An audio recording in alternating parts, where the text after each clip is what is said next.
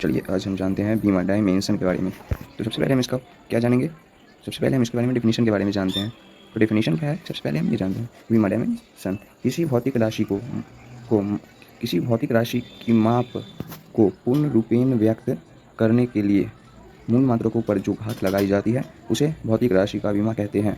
क्या है? किसी भौतिक राशि को की माप को पूर्ण रूपेण व्यक्त करने के लिए मूल मात्रकों पर जो घात लगाई जाती है उसे उस भौतिक राशि का बीमा कहते हैं। जैसे उदाहरण F इक्वल टू MLT-2। ये बल का जो है ना विमीय सूत्र है।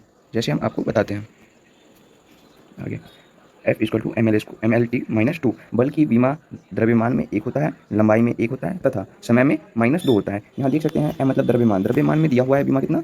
द्रव्यमान में जो बीमा होता है वो 1 दिया हुआ है। द्रव्यमान में जो है बीमा कितना हुआ है? 1 दिया हुआ है। और लंबाई मतलब लेंथ में भी 1 दिया हुआ है और समय में -2 दिया हुआ है। तो यहाँ पे -2, तो ये बल का विमीय सूत्र है। चलिए हम आगे देखते हैं विमीय सूत्र के बारे में। अब हम जानते हैं नेक्स्ट पॉइंट है विमीय सूत्र। डायमेंशन फॉर्मूला वैसा व्यंजक जो यह दर्शाता है कि किसी भौतिक राशि की माप में कौन सी राशि किस प्रकार शामिल है। विमीय सूत्र डायमेंशन फॉर्मूला किसी व्यंजक को दर्शाने के यह दर्शाता है कि किसी भौतिक राशि की माप में कौन सी राशि किस प्रकार शामिल है। जैसे विमीय सूत्र को बड़ी कोष्ठ में लिखा जाता है। विमीय सूत्र को किस में लिखा जाती है? बड़ी कोष्ठ में है। ये मेरा बड़ा कोष्ठ हुआ, इसी में लिखा जाता है। जैसे यहाँ देख सकते हैं कुछ का विमीय सूत्र दिया हुआ है। जैसे लंबाई का L, लंबाई का क्या विमीय सूत्र होता है? L, और इसे बड़ी ब्रैकेट में लिखा जाता है।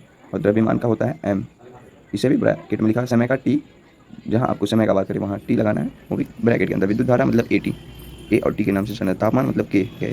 ज्योति तीव्रता CD होता है इसका। पदार्थ की मात्रा मोल, बड़ी कोष्ठ में। अब यहाँ जानते हैं कुछ भौतिक राशियों का विमीय सूत्र, dimensional formula for some physical quantity.